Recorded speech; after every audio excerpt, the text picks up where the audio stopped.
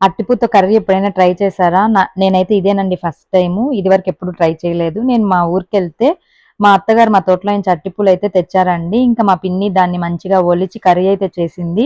Taste బావునింది. నాకు similar to పనసపొట్టు curry లాగా అనిపిచ్చింది. బట్ దాన్ని ఒలవడం మాత్రం చాలా టైమ్ టేకెన్ అండి.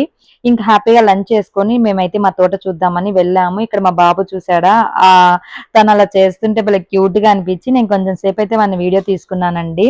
ఇక్కడ చూడండి మా చెట్టుకి ఎన్ని మామిడికాయలున్నాయి. ఇవి పునారస పళ్ళనుకుంటా. దీనికి సీజన్ అంటూ ఏమి ఉండదు నాకు తెలిసి. ఇవి ఎప్పుడూ ఉంటాయండి. ఇవి చేపల పులుసులో వేసుకున్న, పచ్చడి చేసుకున్న చాలా టేస్ట్‌గా ఉంటాయి. ఇక తోటంతా అలా తిరిగి ఏమేమున్నాయి అన్నీ చూస్తూ ఉన్నాము. ఇక మా చేత్తో మేము వాటిని కోస్తూ ఉంటే మాకసలు ఎంత ఆనందం అనిపిచ్చిందో. ఇంక నేను, నా కొడుకు నిమ్మకాయలు, మామిడికాయలు, జాంకాయలు అన్నీ తెంపుకుంటూ ఉన్నామండి. ఎంతైనా విలేజ్ లైఫ్ చాలా బావుంటుంది కదా! ఇలా అన్నీ మనకు మనమే పండించుకోవచ్చు. ఏ మందులు వాడకుండా అంతా ఆర్గానిక్ వెజిటబుల్స్, ఫ్రూట్స్ అన్నీ పండించుకొని తినొచ్చండి.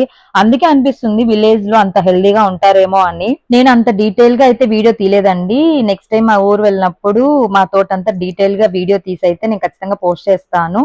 ఐ హోప్ ఈ వీడియో మీకు నచ్చిందని అనుకుంటున్నాను. నచ్చితే లైక్ చేయండి. అలాగే ప్లీజ్ షేర్ అండ్ సబ్స్క్రైబ్ కూడా చేసేయండి. Thanks for watching. Bye bye.